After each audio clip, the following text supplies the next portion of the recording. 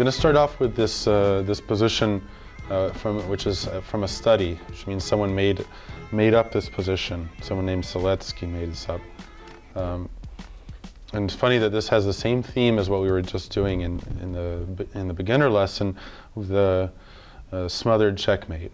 But if we look at this position, there are no pawns left. It's only knights and bishops and queens. So in general, it would be a draw. But here, white has a momentary advantage. And white actually has more active pieces, right? As we said, knight, we compare the knights. Which knight is more active? The white one is, right? And if we compare the queens, the white queen's more active too, right? How do you determine that on the queens like that? Well, I don't know. I mean, just more squares it can go to? Well, it's closer to the black king, I guess. You know, it's also white's move, which is a big difference. But in general, this material balance would just be a draw. Even if white's more active, it's generally just going to be a draw. But here, white has a chance to do something. So also with especially the knight, this is a dangerous piece for black, because the knight up by the king and queen, makes us start to think there might be a fork of some sort coming up and different. So you get this position on the board in a tournament game, you got to start looking and try to use your chance while it exists. And white has a real cool way to win. So anyone see a good move though? The other check, right? So bishop a6. Now where can the king go? Or what can black do? Yeah, it has to go to b8, because if black king goes here, again, we got the same thing, right? What happens here? The fork, right? Knight e6. And bishop here, in this case, I wouldn't bother to look at it, but even if I did, it becomes pretty clear that either way the king goes, then it's a fork. Knight d7 or knight e6. So king b8 is the only move. Now what? Get two good checks by the queen. And this one would be tricky because queen e5 looks natural. But if we figure out the main idea, we're going to realize that we need our queen, we need to avoid any checks by black. Okay, queen e5 centralizing the queen looks normal, but that's not the right move. Okay, because after here, our idea, which I'm not going to show you yet, doesn't work because black has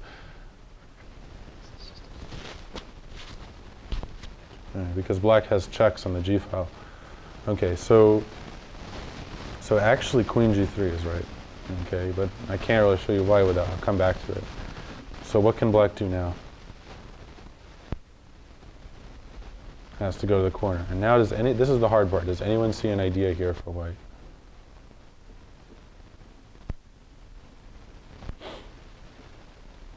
This is going to involve in a moment a quiet move, but that's the one point where a relatively quiet move. In other words, not a check. But that's the point where you have to be, looking for. Right now, the king has nowhere it can move. Right. Yeah. It's locked in. So all we have to do is check it somehow. Yeah. And so, what if you took the knight and threatened the queen with it? Knight e6. Okay, that looks. Because you'd be one move. Oh no, that's not checkmate because you're blocking it. Yeah, it's not checkmate. Black would probably. Should. Yeah, it is. That's the move I would look at, and that's the first move I would look at in this position. But black. But I don't think there's a checkmate. I mean, there's no checkmate here. Let's see what black can do. The knight would block. Yeah, and I think this is the way to defend. I think because you got to keep your queen, because white is going to have discovered checks, so you have to keep the queen far away. But here, if white doesn't have it, you got to check, right? But is there a good follow-up? Yeah, this move. And then checkmate. So that's a nice one. Okay, knight e6. Let's see because it shouldn't win. There shouldn't be two solutions here. How about instead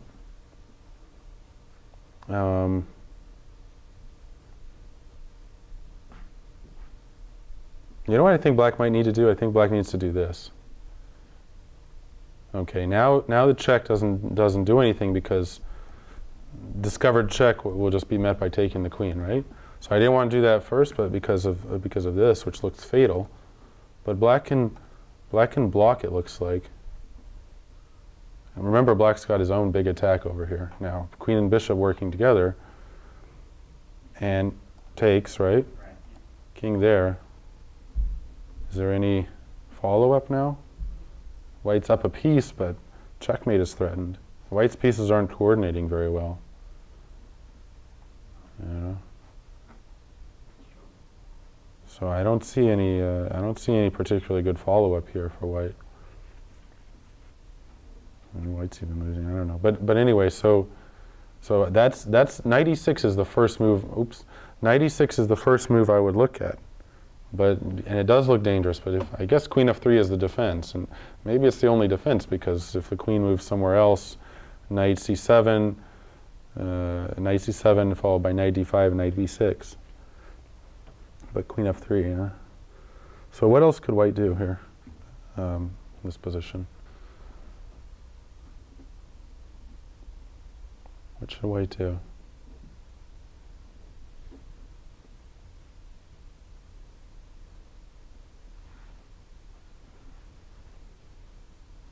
Because the white queen has to stay in front of the king to stop the check. Yeah, our queen's well placed for now, yeah. There's only one other forcing move, right? I mean, that looks anywhere near reasonable. So bishop to b7 check, right? This does two things. It blocks the king, has to take it. It also loses control for black over this. Now comes knight there. Okay, black is up a piece now, but white has two big threats. One is obviously to take the queen, right? What's the other one?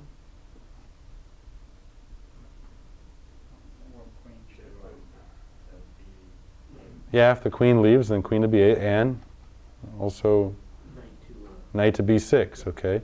Can black save the queen and defend b6? Well, there's a way. Yeah, also notice they have no counterattacks, too. That's important. If the queen was on e5, black would have a check on g8, which would save him. So that's why queen g3 was better, so earlier on in the game. But here there's no checks. Yeah, the knight covers c5. You know, otherwise that would be, you know, there's only one way to save the queen and guard b6. It doesn't lose the queen like queen to d6. Queen to d8. There's nothing else really, otherwise black minimum loses the queen, and then it's easy. Now can you see how white wins? This queen is overworked. It's guarding b6 and b8. If the queen was not there, queen to b8 would be checkmate, right? So it has to guard those, both of those. And when you have a piece that's overworked, you got to call it up for duty on one thing that is, and then it has to leave the post. Okay, so queen to b8 though, right? Is that what's, okay, good. That one, now the queen has to take. Yeah, and now that does two things: not defending b6, and it's blocking b8. So now, of course, checkmate. So all of that, just to end up with this little tiny position over here in the corner of a checkmate. It's all forced, yeah, it's down to queen and a bishop. It's all forced from the beginning, completely forced. I mean, I deleted the beginning of this, but, you know, from this position. Check, check, check, knight there. No other way to defend, because black could give up the queen somehow, but it's going to be then quickly winning for white. Okay, let's see the next one, what we have here. Okay. Just a second. Okay, this one, this is a real crazy position. Okay, white, this time white's up 2 knights, but he's got a problem, right? What's the problem? Black has this passed pawn on g3. Okay, and can you stop it? The thing is, knights can sometimes do incredible things with catching pawns. They can really amaze you. They're on one side of the board, and through some sort of weird tactics with forks and checks and things like that, they can catch the pawn. And here, amazingly, white's able not to catch the pawn, but they can save the game and draw here. Yeah, okay, we've got to consider that too. Okay, h6 is actually the right move. Okay. Black has to take that pawn because if they both promote, I mean, black's definitely not going to win if both sides promote. So black has to take the pawn, and of course if the king tries to do something tricky like this, now the knight can come up with check. So that doesn't help, you know. So takes the pawn, and now what? You want to get it so the knight gets to E2 safely, correct? Is that the idea? Well, there's different places we could get the knight to. We can try all different kinds of stuff here.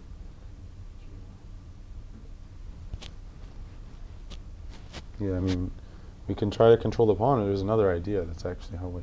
So what do you think now?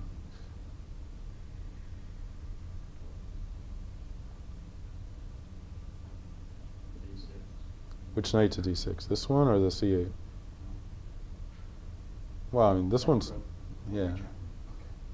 This is actually the solution. I'll show you. It's hard to find it. You have to wade through a whole bunch of different possibilities. But knight to d6. Okay, so threatening knight f5, right? If the king goes to g5, what does white do? Knight e4, right? That's easy. Okay, take the pawn. What if the king goes to g6? Check with the other knight, and that doesn't help black, okay. So black pushes the pawn, of course. Now what? Check the king. Okay, which way? Knight to Jack. Good, okay. Now black has to decide where to go. What happens if the king goes there? Yeah, that's easy, right? Yeah, take the pawn. Then to draw. What about this one? What does white do then? Protect the knight, the other knight. Well, then black queens. Oh, there's queens. Yeah? Knight d4, good. Getting ready to fork on f3 and also getting ready to go knight e2. So queen, knight f3. And otherwise king g4, knight e2. And the key is once you've got the knight in controlling the square in front of the pawn, if it's not the rook pawn, it can't be chased away. Even if it is the rook pawn, if it's the one before the last one, it can't be chased away. And if it's not the rook pawn, like if it's a g pawn to a b pawn, even if it doesn't matter, as long as it controls, as long as it can get in contact with the square in front of the pawn, you can't be chased away no matter what you do. So for instance, here, here, here, here, you know, wherever it goes, it's not going to be able to, you know, here then can come back. And so let's see what else could, you know, you could, you know, so in some cases there could be a situation where the king could attack the knight, but then usually it'll be able to move away, where if you queen the pawn it'll fork. Okay, so king to g5 didn't work. King to g6 didn't work. What about king to h5? Does that work? What does white do now? No, you get checked and then the knight goes to E2. Check and knight e2, right? Okay. So black only has one move. It's the obvious move because you want to stay away from all these things, you know, the forks and stuff. So king h7, yeah? H7, I mean, that's the only other. King h7. Can white stop the pawn? No. But now white goes here. Okay, so black has to make a queen. And now the key move. King to b4. And it's a draw. Because if you look at the black king, that can't come here. It can't come here. Here, here. It can go back and forth, but so the king can't get out of it, this cage, and the knights protect each other. Okay? So the king is completely stuck in a cage. The knights are protecting each other. They can't be taken. Or there's only one way black could win. What's that? There's one plan that black could have. Like in this position, let's say if white played the wrong move. Yeah? You could force the king to the corner and then put Yeah. white in Zug's, right? Put white in Zugzwang. The only way is to force the king into the corner. So it would be basically like a stalemate if there were no knights there. And that would force one of the knights to move. So if white made a mistake and went king b3, then he's going to get forced into the corner eventually. It's going to be like, let's say king b3, it could try that, but then here, and eventually there. Or if king went here, then this, minimum it's like that. And then the knight has to move, and when the knight moves, the other one's going to get forked and lost. Like you move this, check and take, something like that. Whatever. There's lots of different ways. So you can't allow the king to be stalemated, but after king b4, there's no way to stalemate the white king as long as white's careful. There's no way, because king can stay over by these knights, and there will be no way to stalemate it because the knights are going to interfere with the black queen's movement. So that's the idea. After this position, the white king's going to run to the knight. Well, yeah. I mean, it could start like this, but I think you have to think a little bit, of course, to make sure. But up here, I don't think it can.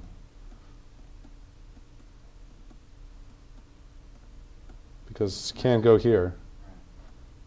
Here it goes up here. Yeah. So you can't, as long as the king is up on this side, I don't see any way you can wait, but then the king comes back. And if you move the queen from the c-file, it gets over there somewhere, So as long as you avoid that stalemate situation, which can only really happen down here or over here. Where? I mean, in the corner down here, or maybe down here. Even down here, it's not going to work because the knight covers those squares. So it really can only happen down there. So that's why white's final move, king b4, is the key move. And then you offer a draw, and your opponent says, "Oh, I thought I was going to queen that pawn and win, but these two knights, they." So with best play by both sides, that position's a draw. Yeah. From the starting position, it's forced draw. We have a main game that I chose, Larsen versus Spassky. This was it's a pretty fast but it's instructive game, okay? This was from the match from 1970 when Boris Spassky was, not a match, but a sort of a match tournament from 1970 when Boris Spassky was a world champion at the time. He had the black pieces here. This was the USSR versus the rest of the world. They had this I think semi-annual or something like the annual match, I don't know, for a while, where the top players from the USSR played against the top players from the rest of the world. And they've had various similar things in recent years where a certain country would play against, but basically it's a reason to play chess. But okay, yeah? Wasn't it done by radio? Like there was a group No, this took place in brought out the Belgrade. board, Yeah, this took place in Belgrade. Larsen was white here, and he chose Larsen's opening. That's what it's called, b3. So white's fianchettoing the bishop.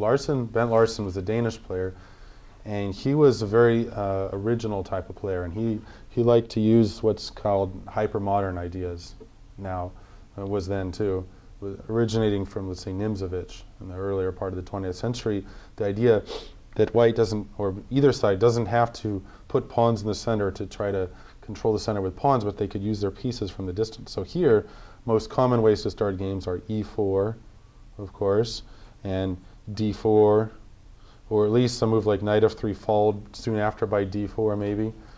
But b3 doesn't put a pawn in the center. It allows black to put pawns in the center. But the idea is that white controls the center from the distance. The bishops can be fianchettoed here, shooting through the center. But still, it's kind of an obscure opening. I actually chose to play this in my last tournament, even though I usually play e4, just for fun, like in an early round. Oh, b3, okay. Spassky was a very classical player, and he responded with e5, putting this pawn in the center, and he liked to play classical style, very gain space, active pieces, and then real clear and classical play. Larsen was a little bit more weird player, Okay, so bishop b2, okay, attacking the pawn, knight c6 guarding it. Now c4 he chose, which is another, already, even in a somewhat less common opening, he's choosing a less common variation of that. It's more common to play e3 with the idea that white can add pressure to the pawn on e5 by this at some point. So for instance, if d5, bishop there, and now this pawn's under attack. or if knight f6 also white, this is perhaps the most common variation of this opening, is this now. Threatening to take the knight and then take the pawn, and then this is what a lot of people play nowadays. It's strange looking, but the idea is the black gets castled, rook e8, and then the bishop moves. But he controls e5, or he might play e4 and bishop e5 at some later point. But that's okay. But that's one of the lines. But Larsen chose this move, controlling d5 with this pawn. But it's sort of, he might as well have played c4 on move 1 then. And now, but these moves, well, okay. Anyway, knight f6. Spassky played. Okay, he's playing this classical style, knights toward the center, nothing tricky, not just fight for the center with the knights in the most active spots and so on. Knight f3, this is another a little bit unusual move, mostly because it allows black to push the pawn. So he's provoking black. He's hoping that black pawn advances. It's going to leave some weak squares. It's going to open up this diagonal for the bishop, and maybe the pawn itself will be a little bit weak. But at the same time, white has to move the knight again, and black gains space. So Spassky wasn't afraid, and he just advanced the pawn. Okay. Now, knight to d4. So knight moved. Bishop c5. He's getting white to take this knight on c6. He's attacking the knight. He's bringing out the piece to active spot. Okay. So Larsen took on c6. And now it looks normal to recapture toward the center. This is what you learn a lot, capture toward the center. But Spassky, and this position is also typical where the colors reversed in a line of the Sicilian, which is known as the Nimzowitsch variation, actually, because it's named after the similar ideas. Larsen used a lot of Aaron Nimzowicz's ideas. And it's typical to take with a D pawn. Why do you think you would take with a D pawn rather than the B pawn? Because a take toward the center is the usual advice, right? Well, what's the advantage of taking with the D pawn? We add more pressure to d4. Right, you add some pressure in the center. You open up the queen and the bishop right away, first of all. So white's D pawn is a little bit backward. It's a little hard for white to advance the D pawn. If white plays E3, it's really going to be backward, which is what's going to end up happening, because, yeah. B takes, on the other hand, black might push the pawn here, but it still doesn't achieve much. White would probably play e3 and, let's say, castles, bishop e2, d5. It leaves these really kind of seriously weak, these pawns in the future. And this d pawn doesn't provide any additional pressure really on the center for white to have to worry about. So that's not the most, that's not really what black wants to do. So d takes c6. Now e3. So he needs to get his pieces into the game, and he needs to block black's pawn at some point. He also has to watch out for such ideas like knight to g4 in some point, queen h4. Black has a lot of space from the king side, so white has to be careful. So for instance, well, you could play g3, but then bishop to f5, and if he develops the bishop that way, black could get a real strong attack by using this pawn to advance you know, to advance here and to maybe take this when white castles and open up the H file. Okay, so so he played e3, not putting the bishop on g2. Okay, bishop to f5. So Spassky develops, again, every move, developing move, fighting for the center. Larsen is looking for some much more difficult to explain ideas, that this pawn maybe will become under attack, or the bishop will be strong, and that black will not be able to make any progress, and whites will have some sort of plan. So anyway, queen to c2 he played. Queen to e7, so black protects this pawn in advance. Bishop e2, and black castled queenside, so putting pressure on the d file. And here, this was a little bit too risky, it turned out. This is a good positional move in general, and this is a typical move that white tries to do. What would happen if black, okay, you guys see that black can take en passant, right? That's a crucial thing also. If there was no such thing as en passant, then this position would be a big difference. For instance, here white might play this move. you know. But it's not good here because en passant. Okay, so en passant is really important in chess. It's not just a, whatever, little curiosity or something. It would change chess completely if they didn't have that rule. Okay, bishop e2, castles f4. Again, black can't take en passant because the bishop on f5 would be under attack. Queen takes f5. So white manages to gain some space and take control of e5. And if white could get away with this, he'd probably be pretty happy. I mean, he could play knight c3, castle queenside. He aims for maybe g4. And this bishop would be very strong, and he could sort of undermine the pawn on e4. This weakness here can be guarded. As long as white gets the king to the queen side, it's going to be quite okay, probably. But Spassky realized that white is asking a little too much of the position to advance this pawn, and the variations just work out for black here. I mean, Boris Spassky trusted in his classical development of bringing the pieces to active spots and not worrying too much if, you know, now he saw that it's time he needs to start an attack, because quiet play will be okay for white and maybe even good for white. So he played knight to g4. The idea is, first of all, to open up the queen and also to put pressure on e3. So one thing that might happen is if white's not careful, black might take this pawn. So one thing is, let's say white says, okay, I'm going to call your bluff and take the pawn on g7. Okay, black attacks it, goes back, and now comes this.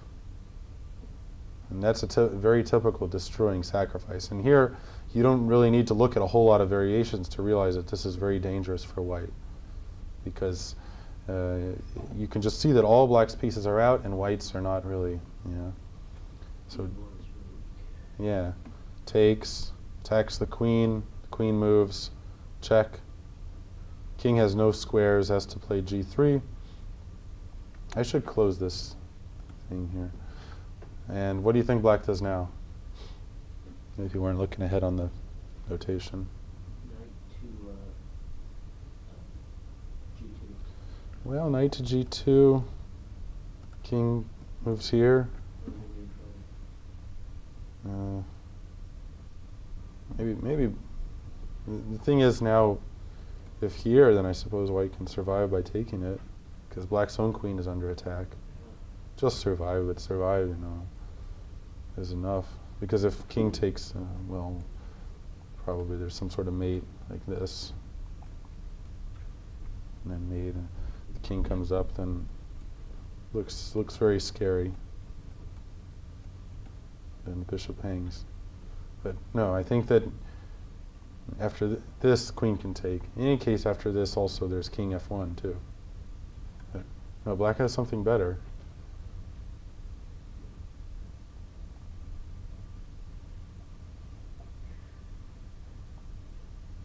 Yeah? Oh, rook takes g3. Yeah, rook takes g3. This is crushing, because if white takes, what does black do now? Yeah? Takes checkmate. Yeah, takes the pawn, not the rook. Checkmate. Yeah, and if white doesn't take, of course, black's threatening every kind of discovered check, double check, and you know, everything like that. So that's one example of how that sacrifice could happen. I would say black's already threatening bishop takes c3, and if white castles, well, you'd like to do that, but now comes here, threatening checkmate on h2, and white better take the knight, but black stands very well here, because white's been forced to give up a very important bishop, and now this pawn is permanently backward. Black will have rook there. He'll have h5, h4, h3 as another plan, and it's not possible to challenge this pawn now without the bishop. The light squares are very strong for black. This plan of pushing the h pawn is a big thing, because it's really hard for white to deal with it. Even the rook could come up to g6, but with this, without white's light squared bishop, it's trouble. But if white plays h3, then what do you think black might do here?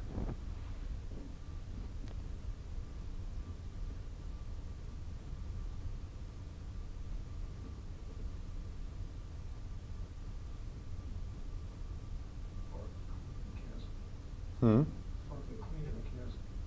How so? Knight takes? Oh, I'm sorry. Well, I mean, that's one thing to look at, to take here. But is there a follow-up here? You can take the pawn, but white gives back the exchange, and then black kind of runs out of attackers, I think. I suppose not king here because the bishop takes h3, but king here. And I'm not sure what's going on here. I don't know. Maybe black's winning also. I don't know. But it's probably even better. Knight takes. Let's see. Knight takes e3. King h2 is probably the only move. I guess. Yeah. I mean, maybe that's good. But I suppose even better is to remove the defender like that, to destroy the pawn chain from the base. If the queen takes, then black takes on e3 and wins the queen. Fork, right?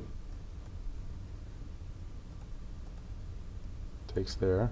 Okay, that's winning. If knight takes, then here, and this is just devastating. Even better than taking with the bishop. Sometimes you have a situation where you can take a piece with check, or you take a pawn with check or something like that. They have to move their king, or you can take a piece and set up a discovered check. But this is much, much stronger because now the queen's under attack. White doesn't have time to even get out of the discovered check because he'll lose the queen. So queen has to run away, let's say to c1. Really, there's no difference. And now, what do you think is the best way to finish off the attack? Got lots of discovered checks and stuff like that. But there's one that really finishes white off. Maybe there's more than one win, I don't know. But there is definitely more than one win. There's one that forces checkmate in a couple moves.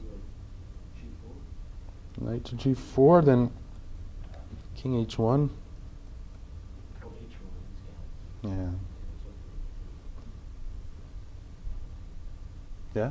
Or you could take on f1. Yeah, that's one win. Okay, you could just take the rook, and they can't take with the king because queen f2. And so the king would have to go, but then black's up material. Quickly checkmating too.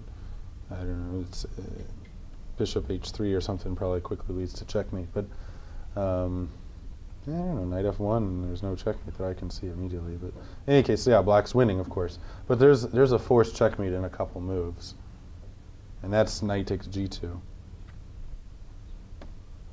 Let's check. Okay. And if king takes, then checkmate. And otherwise, blocking just delays it for a couple moves. So that's how if white castled. So this knight g4, the idea is, open up the queen and also puts pressure around here. If white takes the knight, I didn't write it down, but if he does take the knight, again he's giving up that crucial bishop. Check probably. I would probably go and take it with the queen. Forces this weakness or forces the king to move or something like that. That's terrible for white. So g3 is what Larsen played. He's probably still had some trust in his position. He may have been a little nervous, but I think he had some trust in his position because, again, as long as white gets castled, he'll be okay. And Larsen was a very provocative player. He liked to allow a lot of attacks for some sort of subtle positional purposes, and But now Spassky continued with this move. Okay, it's clear what he intends. All right, what's black's plan? Rip the file. He wants to rip the file open with h4, right?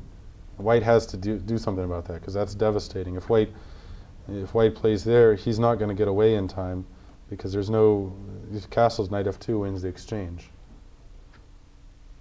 And otherwise, black takes on g3 and it's over. So he said, okay, I chase the knight. Now this is the key moment. What does Spassky play? Because if you just retreat the knight, then Larsen's play is triumphed. White goes knight c3, castles queenside, and that's it. White's, well, probably better, yeah. Has all the long-term strategic ideas going for white. And black has no plan then.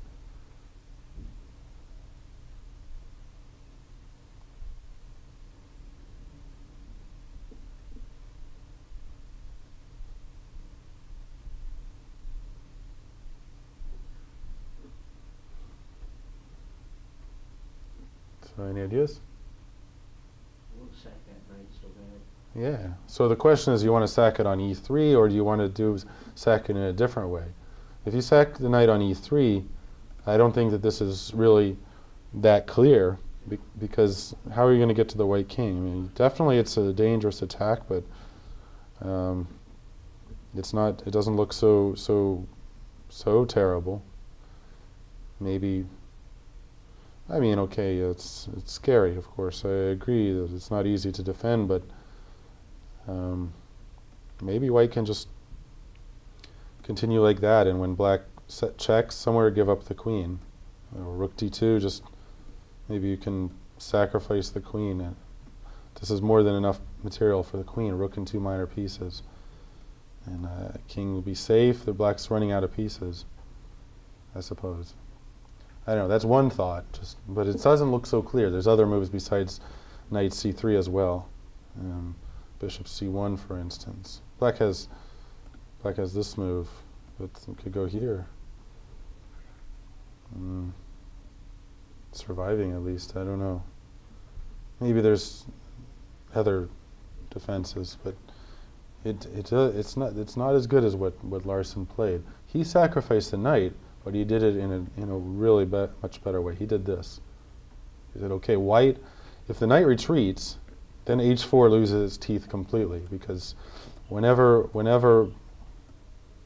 h4 is played, white responds with g4, which is exactly what white wants, because that's, so, but when the knight's still there, black can afford to play h4, and the king side is going to get broken open. And in fact, Spassky realized that rather than sacrificing on e3, he wants these pawns to stay there, because this sort of forms a wall in between the board, and that's what makes this sacrifice work, is that white can't bring his pieces over. And mobility is real important in this type of thing. It's not that black does everything with a forcing move here. There's some points where he makes a move which is not a check or capture, and it's just that white doesn't have the time to bring the pieces over. So white pretty much has to take the knight, because otherwise black is going to take on g3 anyway, and of course taking here, this is terrible, the knight f2 and so on, or knight e3 if king d1, if king f1, queen f2. So he has to take the knight. He could take with the bishop or with the pawn. If he takes with the bishop, it's more or less the same. The file opens up, right? And I don't want to show the solution here yet, because that's going to show what's going to happen in the game. But anyway, so he took with a pawn. Okay. Now, of course, Spassky does this, also sacrificing this bishop, but that's not a real sacrifice, because now black has two ideas. The h files open up, and this pawn is extremely dangerous. And furthermore, there's a queen check here coming later on when the pawn advances. So that was a really brilliant idea. But I think that Larsson saw this, and I'm sure he saw it. But what he didn't see was in another couple moves, an even more brilliant idea that everyone had missed, and which Spassky saw up front. Okay, so he had to play rook g1. He has to keep the rook back there to defend his back rank. If he trades rooks, now rook h1 is coming, and there's no way out. For instance, king f1, he just comes in like that, and the pieces start coming in around the white king. And if he just tries to keep developing, then this is crushing. The pawn's about to become a second queen. If white castles, rook takes, and then next comes the queen. If knight e2, then this is enough. And it's just too much, Black's not even down anything here, by the way, anymore. So he can't afford to trade rooks, and if he could castle, if he had one more development tempo with knight c3, then the whole thing would be different. He would castle queenside, get his king away, and no more attack for black. The pawn's not going anywhere with two rooks guarding the back rank. But white's just one tempo behind. So he had to go rook g1. Now is where probably Larsson saw this, saw the idea of h4 sacrificing the knight, but he didn't see the amazing move that Spassky played next. So what is Spassky going to do now? He would like to advance the pawn, but the rook takes. And then if check, the king runs away, well, Actually, if he advances the pawn, if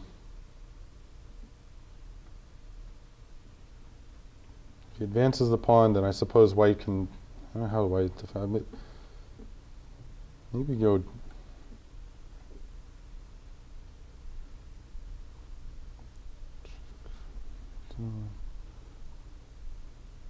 Oh, I suppose white can give back material somehow. Queen there, queen f2. No, this is losing.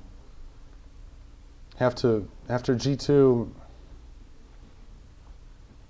Maybe here's what we can do. Can take, check, bishop f1, and if queen h4, rook f2. Is there a way through now?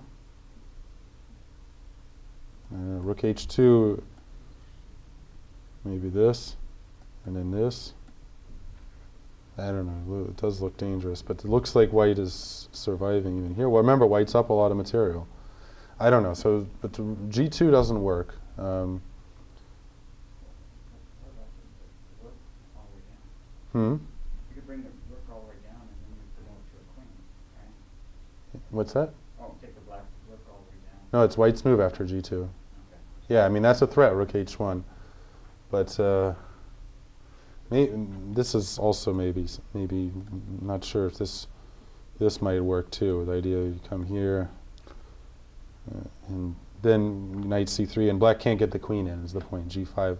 So I'm not sure exactly, but in any case, this Larsson had checked this stuff and it didn't appear to work.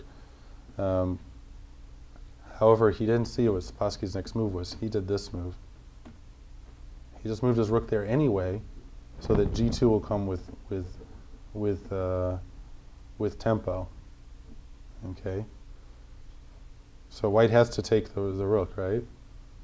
Because if king f1, the queen comes in, and now it's for instance, black threatens to take the rook, and then queen h2, queen f2, and there's no way to stop that. So if white goes rook f1, then comes g2. So white definitely has to take the rook, right? Now g2. Black threatens to just take. Black's now down a piece and a rook, but he's threatening to take the rook back, gain everything back, and a second queen.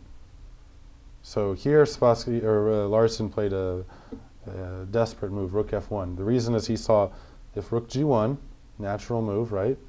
Then comes queen h4 and queen h1. And that extra tempo that black used to by giving away the rook was everything.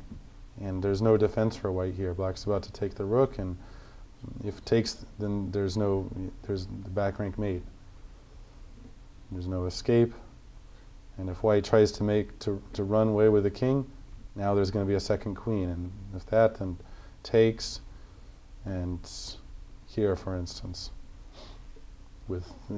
deflecting the queen. If queen takes, then comes queen d3, followed by that.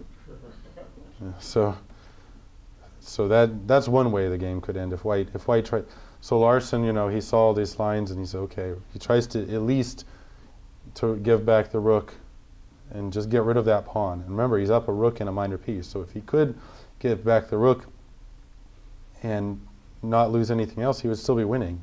But now comes check, and now he takes the rook. And then Larsson resigned because he saw that after bishop takes, the only move then comes here. And if bishop e2, then queen to h1 is mate. Okay, can't block, right? And if king to c1, then what? Yeah? Queen e1. And that's mate next. After queen d1, queen takes. So this rook h1 was the key move.